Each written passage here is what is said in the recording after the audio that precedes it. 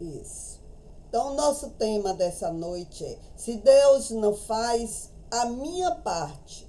Então, qual é a minha parte? Quem é que tem que fazer? Deus não faz a minha parte. Ontem Val falou sobre isso. Então, foi sobre o que Val falou ontem que eu quis prolongar esse tema. Então, Deus, ele não resolve os nossos problemas. Precisa o nosso esforço. Sem o nosso esforço, nada feito. Porque se a gente não se esforçar, a gente não aprende. Então, vamos só pensar, tem algum pai que queira que o filho aprenda, né? Que vai estudar por esse filho, que vai fazer os deveres por ele? Não. A gente vai ensinar, vai orientar, vai fazer, dar todas as condições para que ele consiga aprender. Porque é necessário para ele aprender. A gente não pode aprender por ele. Então, essa reflexão, ela toca em um ponto central da doutrina espírita. Que ponto é esse, Sônia? É a nossa responsabilidade individual. Estou falando aqui daquele conceito de ajuda-te e o céu te ajudará. A fé, ela não substitui a ação. Deus, ele estabelece as leis de causa e efeito e cabe a nós, seres humanos, agirmos. Cabe a nós trabalharmos para a nossa própria evolução. Porque a fé, ela não se prescreve. Ninguém pode dizer, eu vou prescrever a fé para você. Eu vou ao médico e ele vai me prescrever a fé. Não.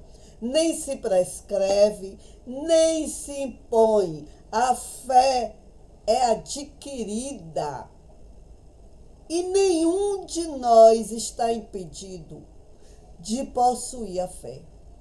Mesmo entre aqueles que são mais refratários, que não acreditam em nada, mas mesmo entre eles, né, eles podem ter a fé.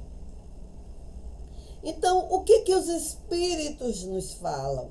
Eles falam das verdades espirituais básicas. Eles não estão falando de tal crença, uma crença particular, não. Então, gente, será que apenas orar basta?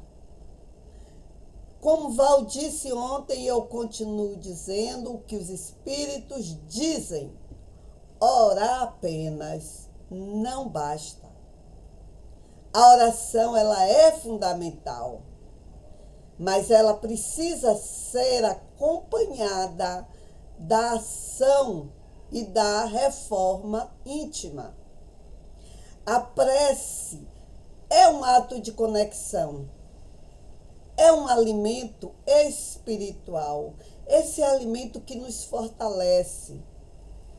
Mas é necessário trabalho, esforço próprio. É necessário também fazermos a caridade, porque só assim, dessa forma, vai acontecer a mudança real na nossa vida, a mudança que nós desejamos. Então, existe uma lei que é a lei do trabalho, entre as leis morais. E o trabalho é uma das leis morais. Então, com o trabalho, o ambiente se transforma ao nosso redor. E, principalmente, nós nos transformamos. Porque todos nós temos o livre-arbítrio. Ninguém pode dizer que não possui livre-arbítrio. Todos nós temos liberdade para escolher, para pensar, para falar, para agir. Mas, como eu disse, nós todos somos regidos por leis. E existe a lei de causa e efeito. Tudo que nós causarmos vai ter um efeito. Então, nós somos responsáveis pelas consequências. Nós vamos colher aquilo que semearmos. Então, qual é a nossa parte? É essa aí. Nós vamos colher aquilo que nós semearmos. Então, não é Deus quem vai semear por nós. E também não é Deus que vai colher. Então, Deus não vai fazer a nossa parte. Somos nós que estamos semeando e, em consequência, estamos colhendo. Então, somos nós que temos que assumir o leme de nossa vida. Não é o outro, não é o marido, não é o amigo, não é o irmão, não é o pai, não é a mãe. Ninguém vai poder assumir o leme de nossa vida. Então, não podemos deixar esse leme com ninguém, achando que fulano ou ciclano é que vai me fazer feliz ou até infeliz. Somos nós os responsáveis pela nossa felicidade ou infelicidade. Então, quem tem que realizar essa mudança interior somos nós. E essa mudança interior é que é o nosso verdadeiro objetivo. A nossa transformação pessoal e moral é o objetivo. E como é que nós conseguimos isso? Através do bem, do autoconhecimento e da reforma íntima. Nós temos que nos reformarmos. Não existe uma mágica, ninguém espera e tem a mágica. Qual é a parte de Deus? Não é essa mágica. Deus nos dá o suporte. A parte de Deus é esta. Ele nos dá oportunidades. Oportunidades essas que muitas vezes nós nem percebemos e deixamos passar. Então, onde é que está a providência divina? A providência está no apoio espiritual que nós recebemos, dos espíritos amigos, dos mentores, dos nossos guias, anjos, guardiões, que cada um chama de uma forma, né? Então, são todos espíritos amigos que nos inspiram, que sugerem o bem, que nos ajudam. Mas quando nós realizamos o nosso esforço, eles nos dão força, mas eles nunca irão fazer a ação por nós.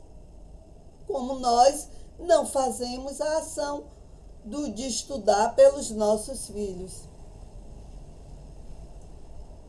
Então, Deus, Ele é amor, é justiça. Ele nos fornece as ferramentas.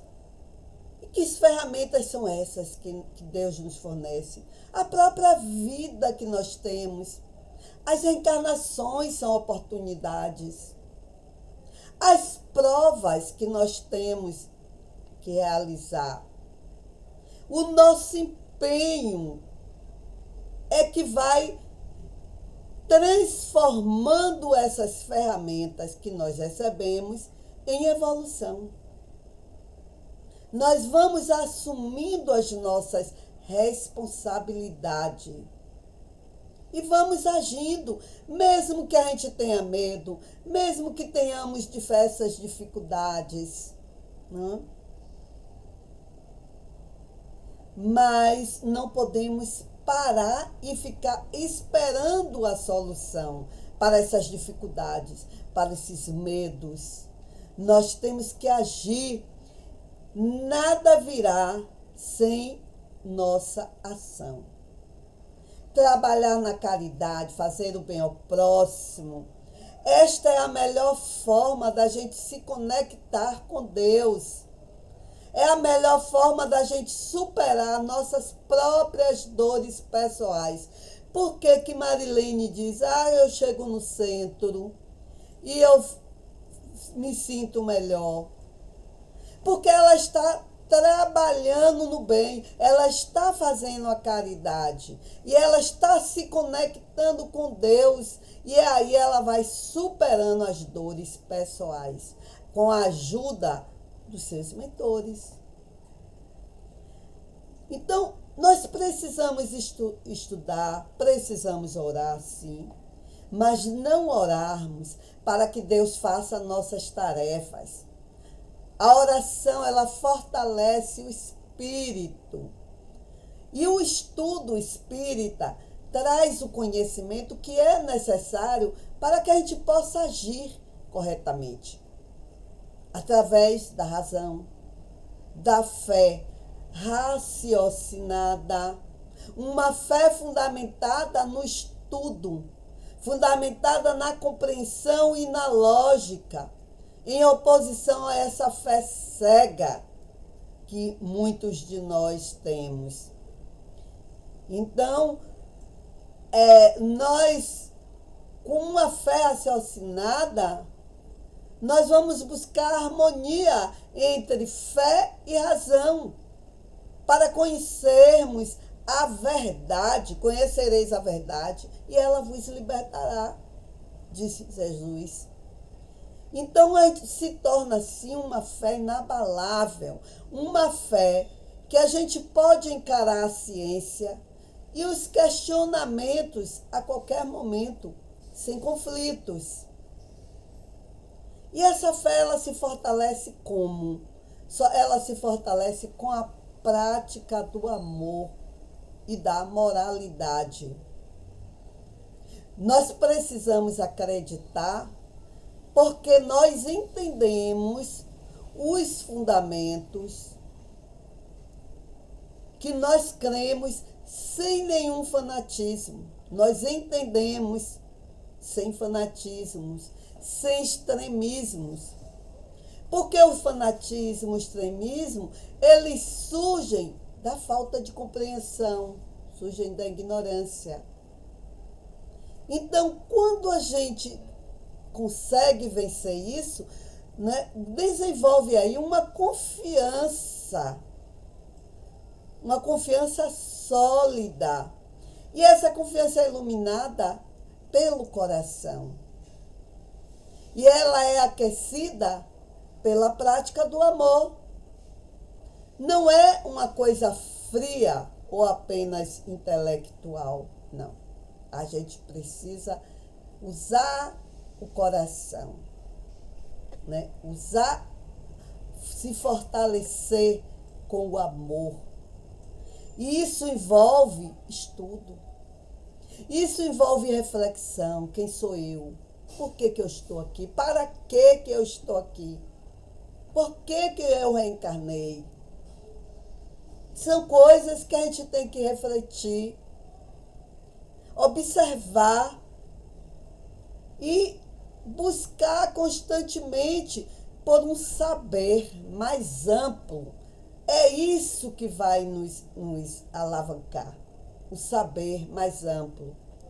E a gente precisa, inclusive, dialogar com a ciência. Porque essa fé, ela não teme ser questionada. Ela é constantemente renovada e reconstruída através de quê?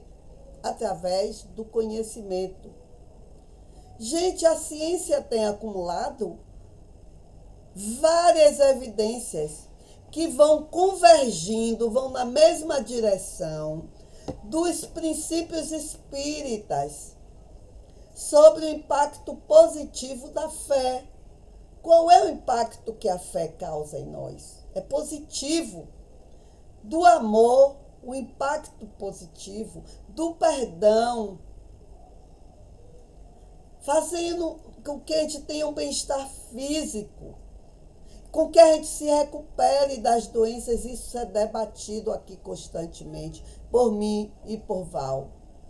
Então, existem estudos na área da medicina, da psiquiatria, da psicologia, que são chamados de medicina da espiritualidade ou medicina da religiosidade.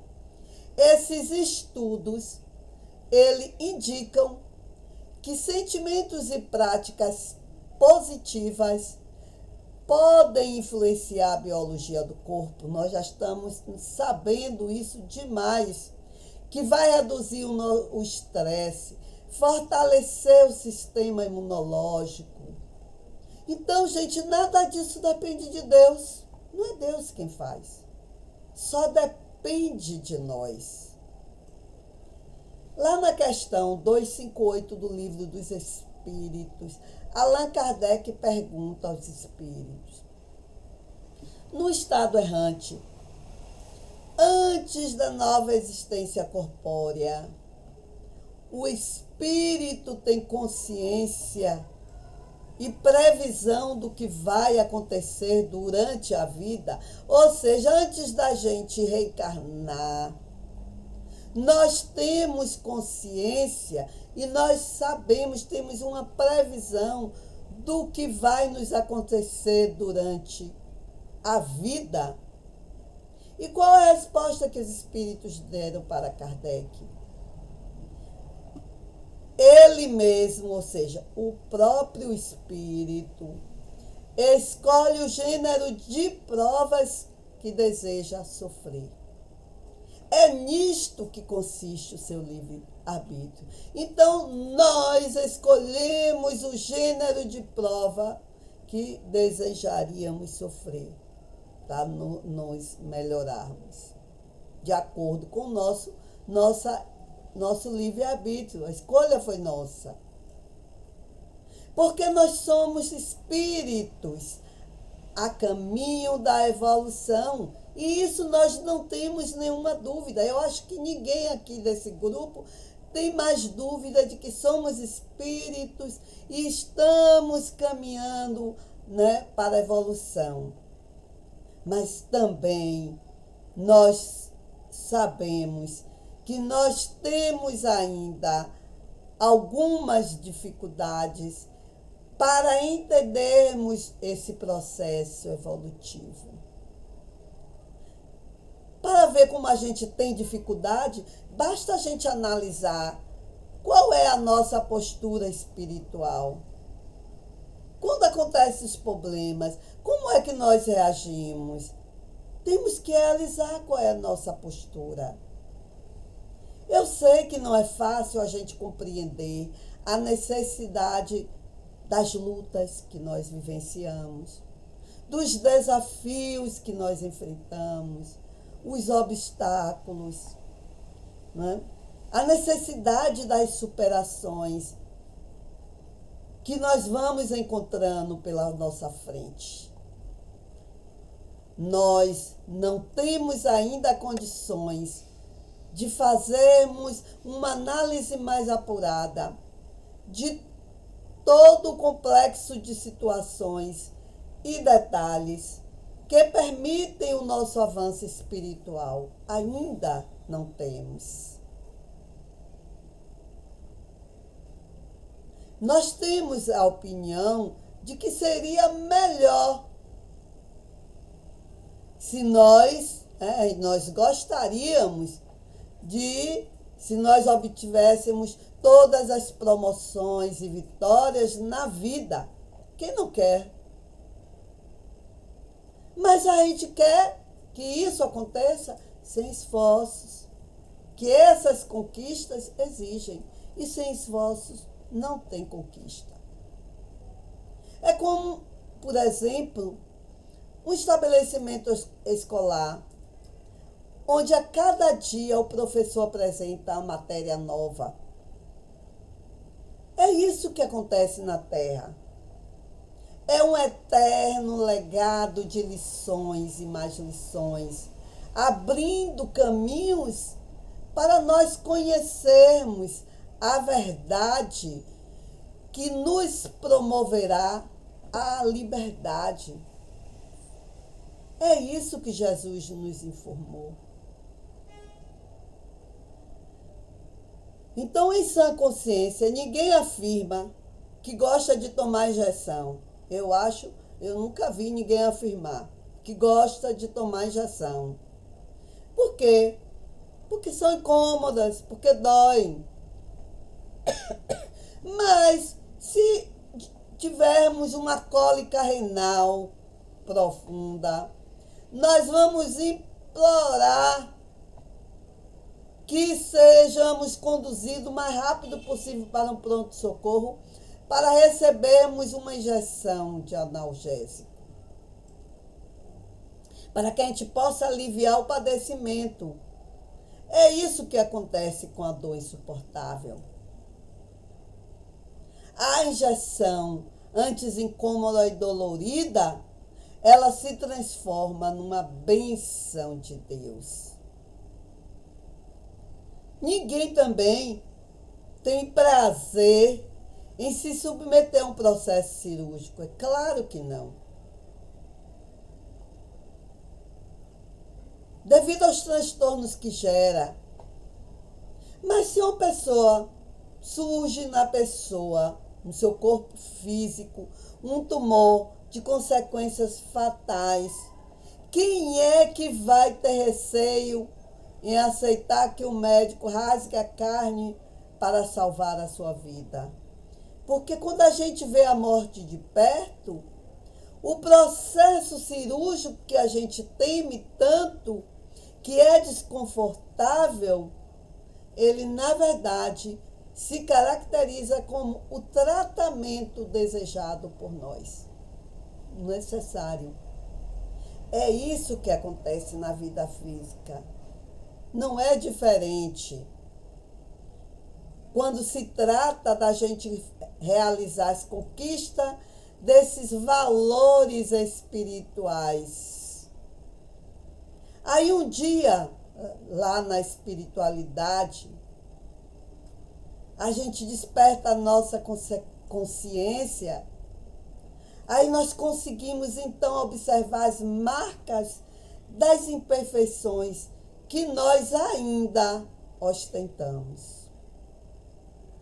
Aí nós detectamos os remorsos e arrependimentos pelos equívocos, pelas ilusões do passado.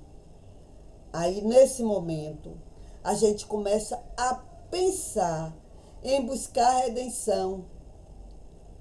A gente vislumbra aí a possibilidade da gente prosperar na direção da felicidade que tanto desejamos. Aí, mais conscientes, né? Desencarnados, mais conscientes, nós imploramos aos benfeitores da humanidade que nos permitam retornar à Terra em nova reencarnação. No palco de lutas, junto àqueles a quem nós havíamos nos comprometido. E são vários que nós nos comprometemos. Nós, em cada jornada, nos comprometemos com os nossos semelhantes. Então, precisamos reparar as faltas cometidas. E nós todos fomos alertados pelos nossos benfeitores que nós enfrentaríamos aflições, que nós teríamos dores, inúmeros, não são poucos não, são inúmeros obstáculos. E que nós só venceremos com firmeza de propósito, se aceitarmos esses desafios com a certeza de que vamos progredir espiritualmente. Que nós vamos realizar tudo aqui para isso que viemos. Então, nós assumimos esse compromisso. Então, aqui é o local de redenção dos nossos equívocos. Quando eu digo aqui, aqui na Terra, reencarnado, é a redenção dos nossos equívocos e ilusões. É aquela comparação da cólica renal que precisa de uma injeção urgente de analgésico. Ou aquele processo cirúrgico necessário e urgente para nos devolver a saúde. Então, ao invés de lamentarmos ou desconjurarmos os tratamentos que são necessários para nós, mesmo eles sendo desconfortáveis, mesmo eles sendo dolorosos, nós devemos agradecer por termos esses tratamentos. As lutas de cada dia precisam acontecer na presente reencarnação.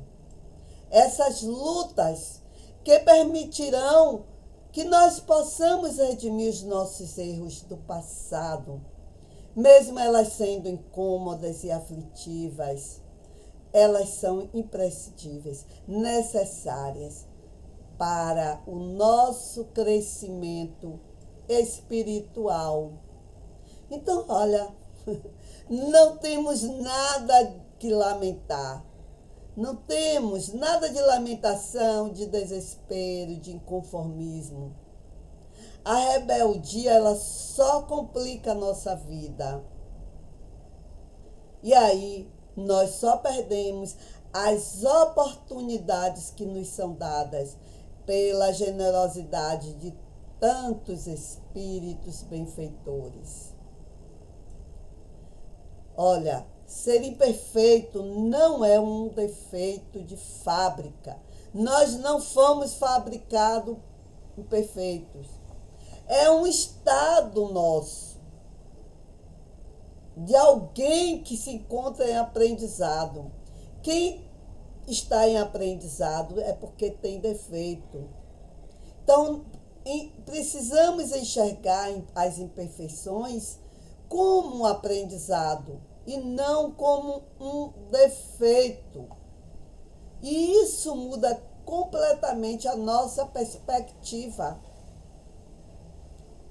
Isso nos move a buscarmos melhoria.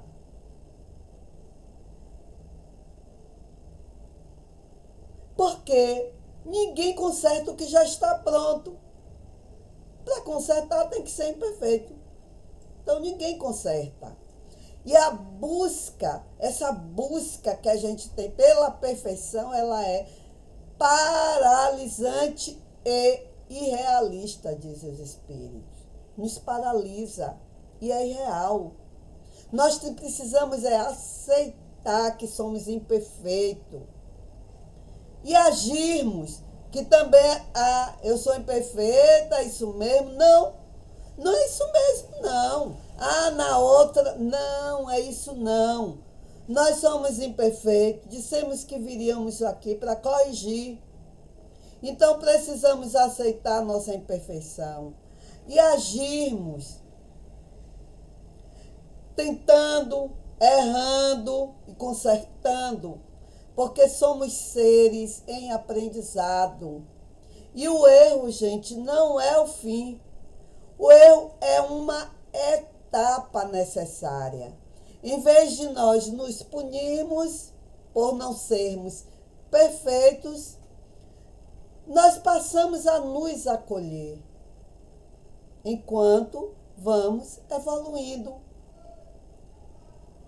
Então, mais uma vez eu ressalto aqui que tudo o que eu falei representa os ensinamentos dos espíritos. Eu aqui só estou retransmitindo, porque como todo indivíduo, eu sou imperfeita e eu estou submetida às mesmas leis morais. E eu tenho que dar o primeiro passo, que é o passo mais importante, que é despertar a minha consciência. Porque as leis divinas não estão gravadas na nossa consciência, então eu tenho que despertar a minha consciência. Essas leis, elas não servem para nos punir, não. Elas são para nos educar.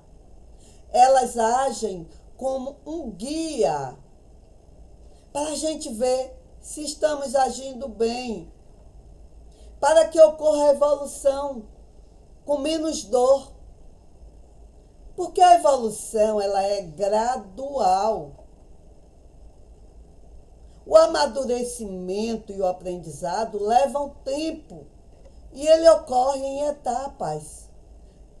Estou dizendo aqui que a gente tem que ficar parado? Não. É gradual, mas sempre.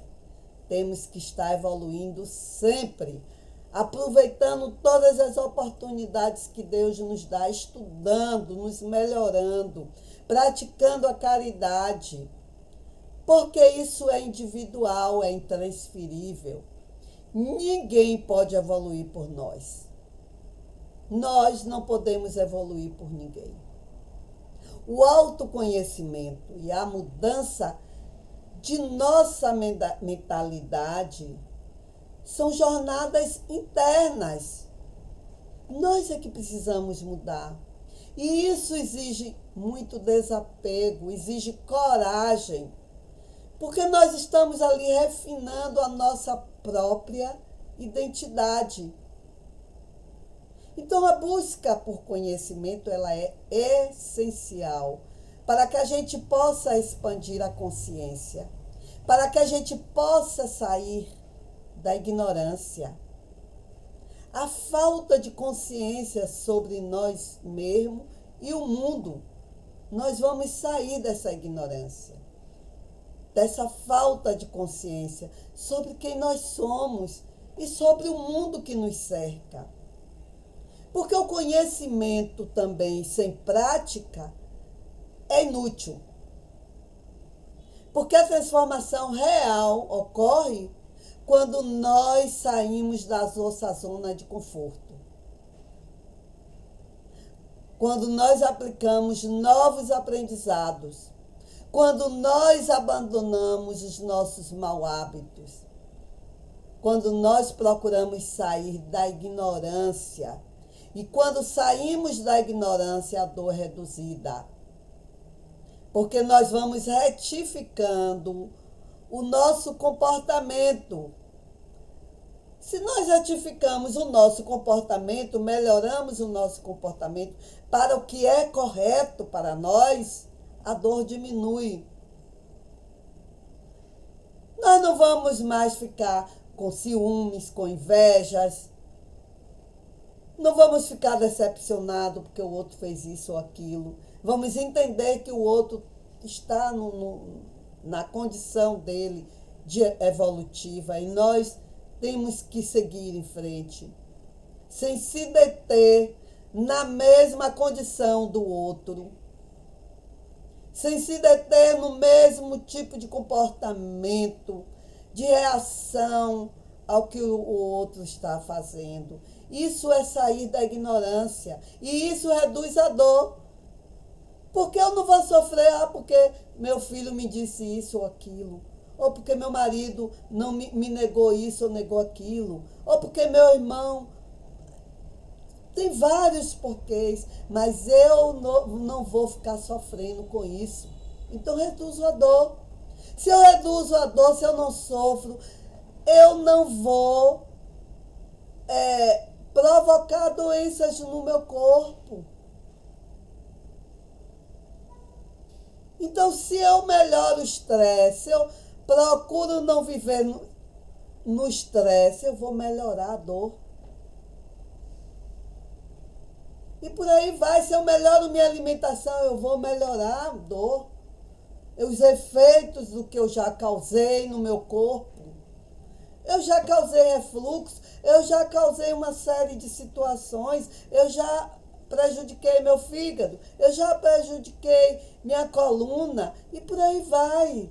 Eu prejudiquei meu intestino e agora eu não posso mais continuar com os mesmos hábitos, sejam alimentares, sejam o que for, hábitos que são de desconhecimento. Temos que sair da ignorância para reduzirmos as dores. Compreendermos que o sofrimento é muitas vezes consequência da nossa própria ignorância, pela falta de observação das leis morais. Quando nós não observamos, as leis estão aí. Nós só precisamos pegar o livro dos Espíritos, estudar as leis e ver como é que a gente deve agir. Só precisamos pegar o Evangelho e seguir os passos do Mestre. Quando ele nos ensina sobre o perdão, que vai nos ajudar a melhorarmos. Vários ensinamentos que ele nos dá no Evangelho, a gente só precisa observar tudo isso. Aí o verdadeiro crescimento acontece. É no silêncio da nossa observação de nós mesmos. É na nossa atitude prática. Não é na nossa fala, não. Não é no que nós falamos, é no que nós fazemos. É um compromisso próprio, nosso. O estudo vai nos fornecer um mapa. E para realizarmos essa mudança, precisamos da ação. Só assim nós conseguimos vencer a nós mesmos. Isso eu fiz um apanhado da revista O Consolador, né, um artigo de Valdemir Coim, do Evangelho segundo o Espiritismo, no capítulo 19, né, do Livro dos Espíritos. Então, nós temos tudo para a gente, só precisamos estudar e buscar tudo isso na doutrina espírita.